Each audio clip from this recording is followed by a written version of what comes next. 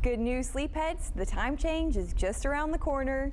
You know, we're going to get to fall back an hour, but sometimes it does take us a little bit of extra time to get adjusted to it. So to explain this, Dr. Daniel Obeso is joining us this morning from the Trinity Mother Francis. Good morning. Good morning. Okay, so this time change, you know, everyone's very excited about it, but it does take some time to get adjusted to it. About how long does that take? The good news, like you said, is that with fall back, we're gaining an hour, so it's much easier to adjust than daylight saving time. Most people will adjust within a couple of days, but it can take up to 2 weeks. Why does it take so long for our bodies to adjust to this time change? We all have an internal clock or natural body rhythm called our circadian rhythm that has to reset. Oh, well, now I know that there's a lot of sleeping problems out there, but you know, if you're getting adjusted to this time change, what are the differences between that? What makes this so different? So the big difference with adjusting with this, for most people, it's the increased darkness, and the increased darkness can lead to sleepiness, daytime fatigue, and insomnia. Well, now, are there many other common problems that occur during this time change that people can get? Those are the most common problems, and it's not so much the change in time, but it's the increased darkness or that earlier darkness that can lead to those problems of the daytime fatigue and daytime sleepiness. Now, if you're getting this daytime fatigue and daytime sleepiness, you know, when is the point where you should go see a doctor? The truth is, like we talked about, most people should be able to adjust in a couple of days, but if you haven't adjusted in a couple of weeks, or your family members notice that you're sleepier or having that increased daytime fatigue, that's usually the time to come see a doctor.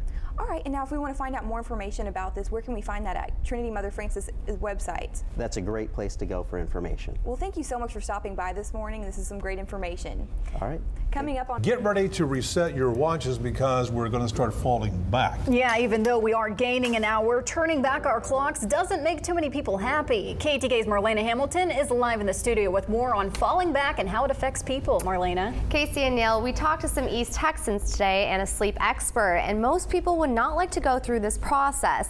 And it's true, it affects your sleep and your daily routine. I wish they'd put it somewhere and leave it alone. Some East Texans aren't too excited for daylight saving time to end on Sunday morning. It messes up everything. The positives about fallback is we do get an extra hour of sleep, but the negatives... I am a daylight person, and I like it staying daylight till 9 o'clock at night so I can be outside. With fallback, the sun sets around 5 o'clock at night. Sybil Templeton was a teacher for 30 years. She says the time changing really messed up her students. It's very difficult for the children to adjust. They just never do really pull out of it, and that's a very important time of year. With the fall back and the spring forward, you get people who tend to experience daytime fatigue or daytime sleepiness or can have insomnia, and those are the primary reasons that people come in. Sleep doctor Daniel Obeso says we all have an internal body clock, and when we spring forward and fall back, it has to reset. Dr. Obeso suggests you set your clock the night before and go to bed at your normal time. That way, when you go to sleep and you wake up when you normally would, you're getting that extra hour of sleep.